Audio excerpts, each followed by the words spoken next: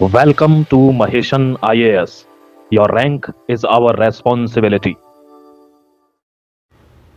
जय हिंद दोस्तों, आपके सामने दो तस्वीर है। इन दोनों तस्वीर को आप ध्यान से देखिए, फिर मैं आपको एक कहानी सुनाता हूं। दोस्तों, भारत में पहलगाम जैसी घटना को दोबारा अंजाम देने की कोशिश की गई है। ऐसा मैं क्यों कह रहा हूं, आपको ये कहानी सुनने के बाद समझ में आ जाएगी।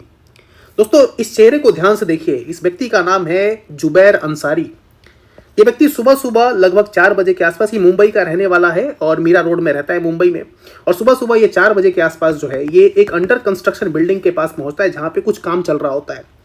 वहां पे जब ये पहुंचता है तो वहां पे 2 सिक्योरिटी गार्ड रहते हैं, एक मिश्रा जी रहते हैं और एक सेन साहब रहते हैं। दोनों सिक्योरिटी गार्ड से ये कुछ सवाल पूछता है कि भाई यहाँ पे आसपास में कोई मस्जिद है क्या। मिश्रा जी कहते हैं कि भाई हमें तो नहीं पता कोई मस्जिद है या नहीं, आप पता कर लीजिए। जब ये जवाब उसको मिलता है जुबैर को, तो जुबैर दोबारा उनसे पूछता है कि आप हिंदू हैं या मुसलमान हैं। जब मिश्रा जी कहते हैं कि भाई मैं तो हिंदू हूं, तो ये जुबैर कहता है कि आपको कलमा आता है क्या, कलमा आपको पढ़ना पड़ेगा। कलमा पढ़ने की बात जब आती है मिश्रा जी के सामने, तो मिश्रा जी मना कर देते हैं। और जैसे ही ये मना करते हैं तो ये अपने पास जो रखा रहता है एक हथियार, एक चाकू, एक शार्प ऑब्जेक्ट, उससे अंधाधुन उन दोनों को मार देता है। और ये दोनों व्यक्ति कौन है? एक राजकुमार मिश्रा है और एक सुब्रतो सेन है। दोस्तों, राजकुमार मिश्रा सुब्रतो सेन से उनकी जाति नहीं पूछी गई कि वो किस जात के हैं, उनका भाषा नहीं पूछा गया कि आप किस भाषा को बोलते हैं, वो किस पॉलिटिकल पार्टी को फॉलो करता है ये उनसे नहीं पूछा गया, कि आप किस स्टेट से आते हैं ये उनसे नहीं पूछा गया। दोस्तों, उनसे उनका धर्म पूछा गया और धर्म पूछकर उन दोनों पर ताबड़तोड़ जो है चाकू से मार दिया गया। समझ में आ रही बात? ये कहानी है कि 2 व्यक्ति जो कलमा पढ़ने से मना कर देते हैं, उनके ऊपर जो है हमला होता है। और ये जुबैर अंसारी के बारे में आपको बताऊं, ये अमेरिका में रहता था, यूएसए में। 2019 में जो है ये वापस आता है। आई थिंक अगर मैं गलत नहीं हूँ, जो जानकारी मेरे पास आई है उसके हिसाब से 2019 में ये वापस आता है। नौकरी ढूंढ रहा होता है, नौकरी इसको नहीं मिलती है, ट्यूशन पढ़ाना शुरू करता है। बहुत एजुकेटेड माना जाता है, बहुत अच्छी फैमिली से माना जाता है, लेकिन इन सब के बावजूद इसके घर से आईएस से जुड़े हुए कुछ मटेरियल्स मिले हैं, आईएस से जुड़े हुए कुछ धार्मिक किताबें मिली हैं। दोस्तों, ये बताता है कि ऐसे लोग का कोई एजुकेशन से लेना देना नहीं है, क्योंकि आईएस से लिंक डॉक्यूमेंट्स मिल रहे हैं जो इसके घर से मिले हैं। यानी कि प्लानिंग थी। क्या थी प्लानिंग? लोन वुल्फ अटैक की। लोन वुल्फ अटैक, 2 तरह के अटैक होते हैं। एक तो आप पूरी प्लानिंग करके आप पूरी टीम के साथ अटैक करते हैं, जैसे कि पहलगाम में हुआ था। और एक होता है कि लोन वुल्फ अटैक, ये अकेले ही जो है अटैक करने की पूरी प्लानिंग कर रहा था। और उसका जो है इसने ट्रेलर दिखाने की कोशिश की इन 2 लोगों को मारकर। और ये किसको दिखाना चाहता था? ये दिखाना चाहता था अपने आईएस के गुर्गों को, जो आईएस की तरफ से इसको एक इंस्ट्रक्शन दे रहे थे कि आपको ये काम करना है। समझ में आ रहा है? और इसके फादर के बारे में बताऊं, इसके फादर टैक्सी ड्राइवर है। दोस्तों, इसके फादर टैक्सी ड्राइवर है और इसने 2 लोगों को जो है चाकू से मार डाला। ठीक है, अब आगे देखते जाइए। मुंबई के मीरा भाईंदर से सुरक्षा गार्डों से कलमा पढ़वाने का आरोप, इंकार करने पर चाकू से हमला। ये सारी न्यूज है। आई थिंक आपको क्लियर हो गई होगी बहुत ही कम समय में। अब आगे देखते जाइए। लोन वुल्फ अटैक की प्लानिंग हो रही थी। ये कौन कह रहा है? एटीएस कह रहा है, एंटी टेरर स्क्वाड। ये एंटी टेरर स्क्वाड का कहना है कि भाई ये लोन वुल्फ अटैक हो सकता है, इसमें पूरी तरीके से आईएस का भी हाथ हो सकता है। ऐसा कहने की कोशिश कर रहा है कौन? एटीएस। यानी पहलगाम जैसी घटना मुंबई में करने की कोशिश की जा रही है।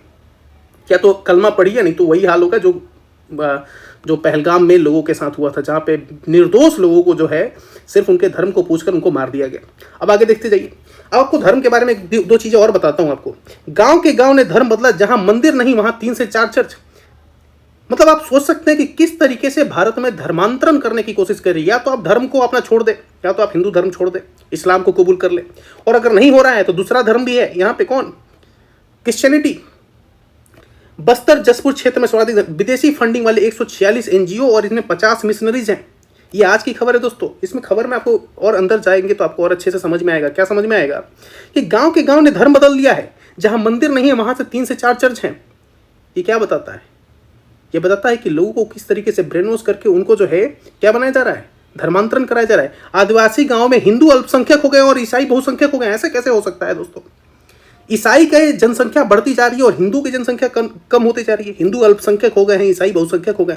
ये इस न्यूज को आप इस न्यूज के साथ लिंक करेंगे तब आपको बेहतर तरीके से समझ में आएगा कि एक तरफ तो आपको मजबूर किया जा रहा है कि या तो आप कलमा पढ़िए, है ना, जिहाद करने की कोशिश की जा रही है, और दूसरी तरफ आप देखें यहाँ पे कि किस तरीके से धर्मांतरण चल रहा है और कोई इसके ऊपर कोई जो है जांच, किसी भी तरह की जो है आवाज नहीं उठाई जा रही है लोगों की तरफ से।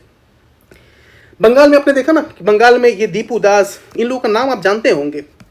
ये सब कौन है? ये वो लोग हैं जिनको मार दिया गया। Remember the lives of Hindu mind 35 दिन में 11 लोगों की जान गई। आप देख लीजिए 3 जनवरी 24, यहाँ पे 2 दिसंबर, 2 दिसंबर, 7 दिसंबर, 7 दिसंबर, 18 दिसंबर, 24 दिसंबर, 3 जनवरी, इन सारे लोगों को मारा गया। समझ में? Hindu shot dead, hack to death, इसके गला काट दिया गया, गला काट दिया गया, हैंग कर दिया गया, फांसी पे लटका दिया गया, इतना मारा गया कि वो उसकी जान चली गई, स्टैब, चाकू मार दिया गया।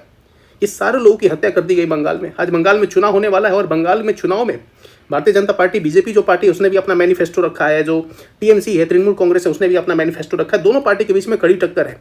लेकिन देखो, किसी भी पार्टी को अगर आप वोट देना चाहते हैं, चूंकि कल चुनाव है, वहां पे आने वाले समय में रिजल्ट भी देखने को मिलेगा, तो किसी भी पार्टी को अगर आप वोट देने जाना चाहते हैं, किसी भी पार्टी को आप वोट देते हैं, किसी भी पार्टी को आप वोट दें, सबसे पहले उसका मैनिफेस्टो आप देखें कि वो चुनावी घोषणा में क्या क्या वादे कर रही है।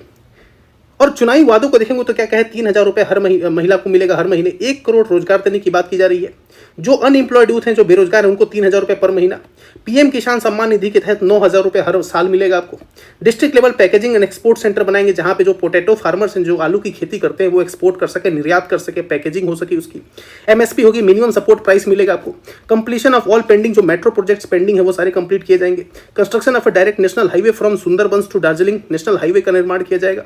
And of infiltration through detect, delete and deport, यानी कि कोई भी इन्फिल्ट्रेट कर रहा है, यानी कि कोई भी बाहर से घुस रहा है, कोई या तो बांग्लादेश से घुस रहा है, म्यांमार से, कहीं से भी अगर घुसकर कोई व्यक्ति आ रहा है तो उसको पहले डिटेक्ट किया जाएगा, पहचान की जाएगी, या तो मार दिया जाएगा, नहीं तो उसको डिपोर्ट कर दिया जाएगा, भाई वापस चले जाओ। End of mafia and syndicate Raj, creating a safe environment, साफ, सुंदर, स्वच्छ और सुरक्षित माहौल बनाया जाएगा बंगाल में। ये जो है बीजेपी का भरोसा है, बीजेपी का वादा है बंगाल के लोगों से। अब आने वाले समय में पता चलेगा, 5 तारीख को पता चलेगा कि बंगाल जो है किस पे भरोसा दिखा रही है और कौन सी सरकार आ रही है बंगाल में। फिर आगे आप देखिए जाइए कि बंगाल की हालात ये है कि गृह मंत्री को ये कहना पड़ा, होम मिनिस्टर को, अमित शाह जी को, कि भाई बंगाल चुनाव के बाद 60 दिनों तक वहाँ पे केंद्रीय बल तैनात रहेगा, यानी कि सीआरपीएफ के जवान है, सेंट्रल रिजर्व पुलिस फोर्सेस जो है, वो चुनाव के बाद भी 60 दिन तक वहाँ पे रहेंगे, ताकि शांति स्थापित की जा सके। ऐसा ना हो कि भाई किसी ने अगर बीजेपी को वोट कर दिया है और चुनाव के नतीजे बीजेपी के फेवर में ना आकर तृणमूल कांग्रेस के फेवर में जाते हैं और तृणमूल कांग्रेस की सरकार बन जाती है, तो उन लोगों को चुन चुन कर ना मारा जाए जो लोग को बीजेपी को वोट दे रहे हैं। इसीलिए जो है अमित शाह जी ने यहाँ पे क्लियर कर दिया है कि 60 दिन तक जो है बंगाल में सीआरपीएफ के जवान तैनात रहेंगे।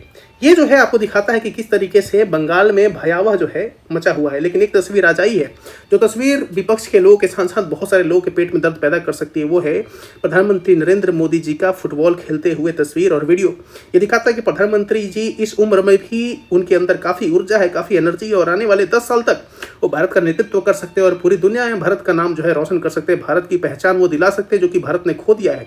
वो पहचान कौन सी है? वो पहचान है विश्व गुरु की, और विश्व गुरु को पहचान दिलाने के लिए भारत में एकमात्र व्यक्ति है, वो है भारत का प्रधानमंत्री नरेंद्र मोदी। और आज जो वीडियो आया है इनको सिक्किम में हमने जिस तरीके से देखा है कि फुटबॉल खेलते हुए, इसका मास्टर स्ट्रोक भी माना जा रहा है, क्योंकि अगर आप देखेंगे पूरे भारत में सबसे ज्यादा अगर फुटबॉल के कई फैन हैं तो वो है कहाँ पे? बंगाल में। और शायद यही कारण था कि जब लियोनेल मेसी भारत में आए थे तो वो बंगाल में भी पहुंचे थे। तो एक तरीके से फुटबॉल खेलकर तृणमूल कांग्रेस को मात देने की कोशिश कर रहे हैं प्रधानमंत्री नरेंद्र मोदी, क्योंकि नरेंद्र मोदी के सामने कोई भी पार्टी का कितना भी पीआर हो जाए, कितना भी मास्टर स्ट्रोक हो जाए, सारा फेल हो सकता है। 5 तारीख को देखते हैं कि किसकी सरकार बनती है बंगाल में, और 6 तारीख को जो है उस पर एनालिसिस करेंगे। Take care, have a good day, जय हिंद, जय भारत दोस्तों।